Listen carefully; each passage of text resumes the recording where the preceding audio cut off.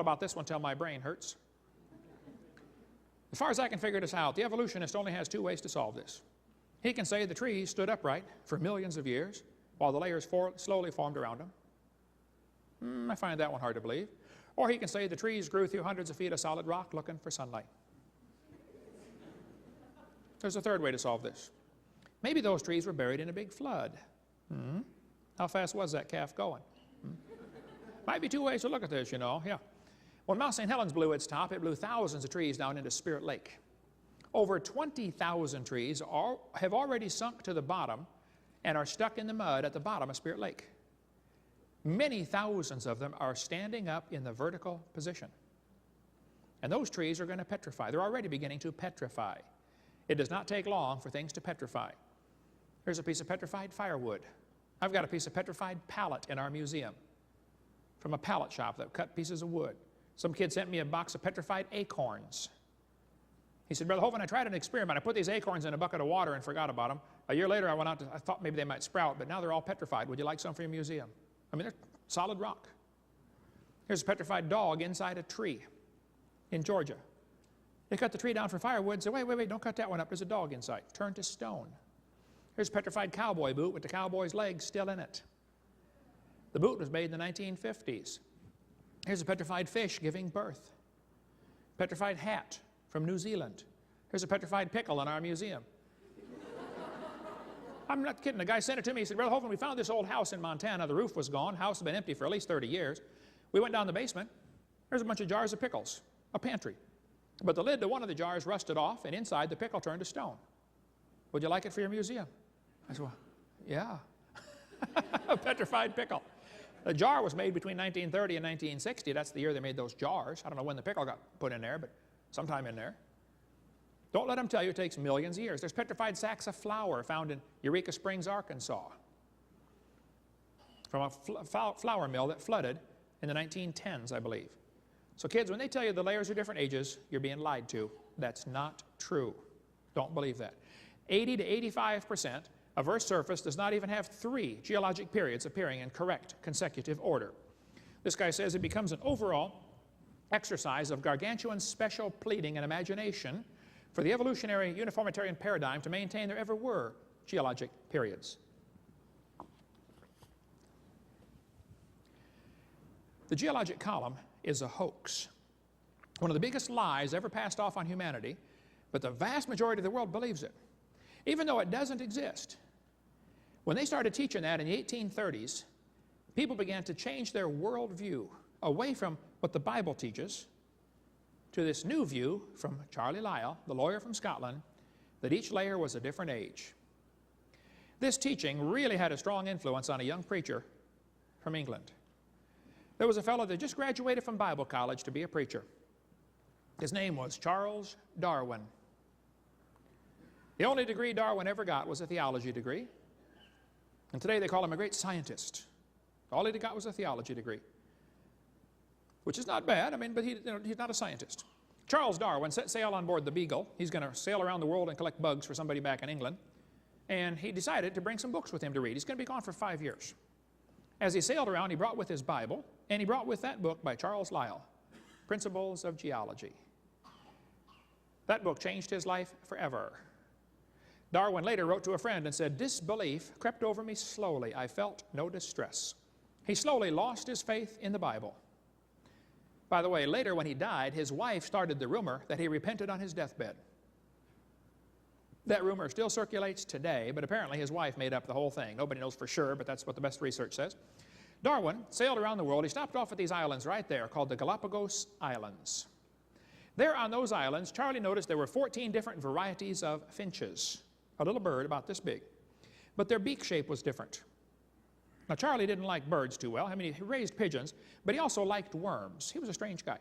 So he shot all kinds of birds, thinking, you know, he would help the worms out, give them a better chance of survival.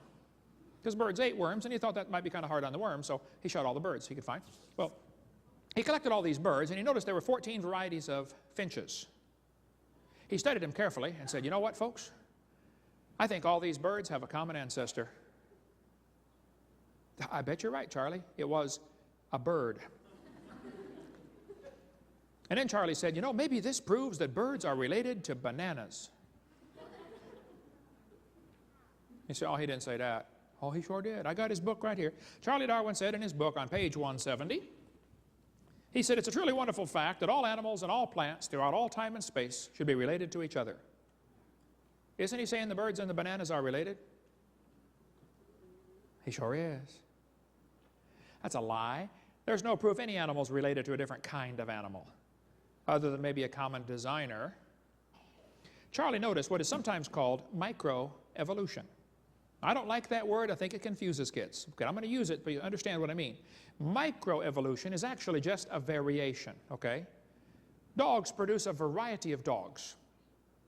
Roses produce a variety of roses. Nobody argues about that. It's a fact, folks. It happens. The question is, does it go any farther than that? Does it go into what we call macroevolution, where he changed to a different kind? Walt Brown, in his book in the beginning, excellent book, by the way, he says microevolution is horizontal. Macro would be vertical, changing to a different kind. Another way to illustrate it. Dogs probably had a common ancestor. Even the Great Dane and the Chihuahua probably had a common ancestor. I wouldn't question the fact that the dog, the wolf, and the coyote had a common ancestor. But every 5-year-old kid knows they're the same kind of animal. We had one try it earlier in the seminar. We had a dog, a wolf, a coyote, and a banana. We asked the 5-year-old, which one is not like the others? He got it right away. The banana. See, the Bible says they bring forth after their kind. National Geographic here has an article, From Wolf to Woof, how the dog evolved from a wolf. I don't argue with that. It probably did. But it's still the same kind of animal. Here's Mickey Mouse evolving. Yeah. The Bible says they bring forth after their kind, not after their species. But this guy says, the results of this and other similar surveys are startling because evolution has been a settled issue for science for nearly 150 years.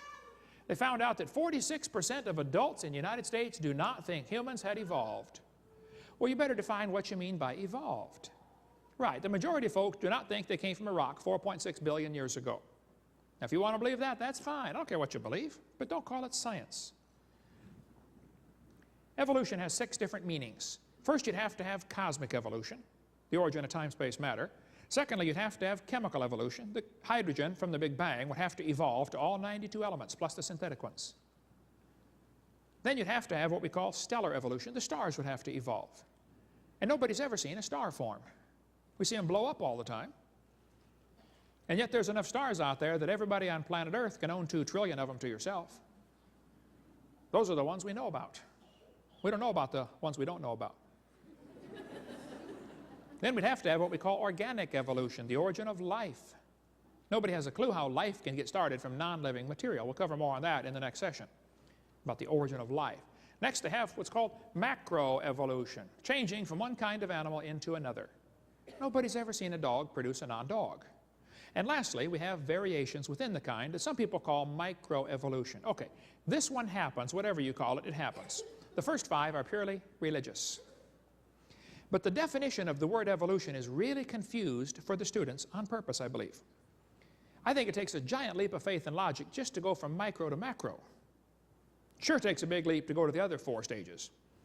Macroevolution is a fantasy based on imagination. They believe it must have happened, but there is no evidence for it at all. Teachers, though, will give the students one definition of the word to get them to believe the theory, and then they slowly weed in the rest of it when they're not looking. They're going to say, evolution is descent with modification. That's deceitful. That's not really what they mean by evolution. This textbook says, evolution is change over time. First definition. Watch how they change the definition now. In other words, living things have changed over time. Wait a minute. What happened to the first 4 stages? You're going to skip all the way down to living things and just assume the first 4 happened? Then they say, evolution is a change in species over time. Now they jumped right down to what I believe in. I believe species can change over time. I think the changes are limited. Still the same kind, but somebody might call it a different species. It's still the same kind of animal. That's not really what they mean by evolution, folks. What they really mean is the whole theory comes as a package deal. Variations certainly happen, but they have limits. Haven't the farmers been trying to get bigger pigs for a long time? you think they'll ever get a pig as big as Texas? No, I bet there's a limit in there someplace, isn't there? I'm not sure if they reached it or not, but they're probably getting close to the limit of pig size. Roaches eventually become resistant to pesticides. That's a fact. Do you think they'll ever become resistant to a sledgehammer?